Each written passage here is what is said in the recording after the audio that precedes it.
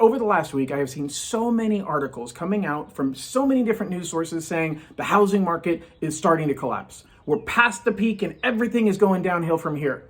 I think there's a little bit of truth there, and I think there's a lot of sensationalization. So let me give you a real breakdown of what I think is happening. First and foremost, interest rates have gone up significantly. If you've been following my videos, you know. If you're in the market to buy right now, you really know. Housing prices have been moving up. Interest rates are moving up quite a bit. We went from high 2s, low 3s back in December to now we're high 4s, low 5s. And right now, we don't know when interest rates are going to stop going up. But what I do know is we're starting to see buyers back off. And I'm starting to get anecdotal evidence. I'm starting to hear multiple stories about inventory levels increasing, meaning there's more houses on the market and there aren't as many offers coming in on those homes. Here's what I think is happening. I think that buyers are being a little more cautious, and some buyers are absolutely tapping out and going on the sidelines and saying, I'm just done. I'm not going to look for now because I can't afford for prices to keep going up. But interest rates are only part of the equation. The other side of it is, what is this person's alternative? If they don't buy a home, they have to rent, and rents continue to move up. I did a video a few months ago on the future of housing prices, and I talk about household formations. Households are continuing to form. People are continuing to need a place to live, and there are not enough homes being built. The supply chain issues we're dealing with right now are making that even worse, because we can't build homes as quickly as we'd like because there aren't enough materials and there's a shortage of labor. Skilled labor, unemployment is super low. That sounds like a good thing, but how do we build homes if we don't have people who are actually going to swing the hammers? So we've got a housing problem. We also have a housing affordability problem that's starting to come out. More and more people can no longer afford to buy the home they want to buy. Those are the people that are going by the wayside, and that is decreasing demand. But we're not going to see a huge increase in supply because supply comes from sellers wanting to sell. And a lot of sellers aren't selling for a couple of main reasons. The first reason why sellers aren't selling is because they don't have anywhere to move. There's no inventory on the market. Now, as houses start to sit a little longer, maybe we'll see sellers wanting to sell a little bit more. But there's a bigger reason why sellers aren't selling. And that's because they have such a low interest rate on their current mortgage. Why do they want to trade out a 2.5% rate for a 5% rate? It just isn't worth making the move. So supply and demand, we have supply of homes. We're not going to see an increase in supply of homes. We might see a little uptick in inventory, but we're not going to see a huge increase in supply.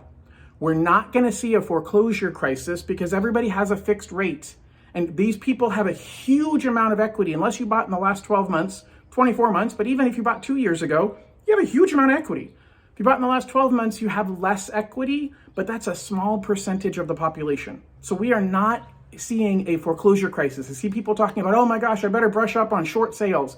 I don't see short sales coming in. You have to be upside down for short sales, and I don't see the housing prices crashing because we're not going to see a lot of inventory coming on the market, and we're not going to see a drop in the need for housing units.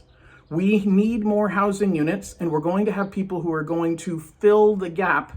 As housing prices stagnate a little bit, sellers have to get more realistic. Sellers have to recognize that, hey, maybe I can't sell the house for $50,000 more than what the last person sold their house for. Maybe I can't expect my house to sell after 1 day on the market. Maybe I have to go with one offer instead of waiting for 14 and having them compete against each other. And maybe I need to pay some closing costs on behalf of my buyer, because I'll tell you, I have a whole bunch of buyers that are ready to buy homes. They just don't have the cash needed in order to come up with the down payment and the closing costs. There's a huge contingent of buyers that will fill the void, that will buy the homes that sit a little bit longer as soon as a seller is willing to pay for closing costs. And sellers, you need to start thinking about paying for closing costs. If your house has been sitting on the market more than the first weekend without 14 offers, maybe you should be willing to consider those offers, because I don't think we're going to see higher prices from here, but I also don't see a crash. Interest rates are going to continue moving up until the Fed rights the ship, and I think we might see 6% interest rates. I had somebody ask me if we might see interest rates at the 8% range. It could happen.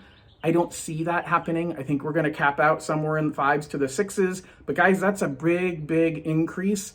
And then we're going to have to see when the Fed finally caps us out by raising short-term rates enough They're going to settle the market's concerns about inflation. Our worst fear, my worst fear, is something called stagflation. I'll talk about that at a later date, but I'll simply say if inflation keeps going up and the Fed kind of tries to fix it but dances around, they could actually slow down the economy without slowing down inflation. Now we start having jobs lost, but prices keep going up. Those two things are not supposed to happen at the same time. And if that happens, we're going to be in a world of hurt. So hopefully the Fed sticks to their plans and significantly raises short-term rates so that we can be in a position where we can squash inflation and put us back on the right track, which will ultimately lead to a recession. Some people are going to lose their jobs, but long-term, the big picture, the health of the economy is going to be stronger and we're going to see interest rates come back down. Thank you for sharing. Please share this video. Please subscribe to my channel if you haven't subscribed already and click the notification bell so that we can give you updates every time we update a video. Have a great day. Bye-bye.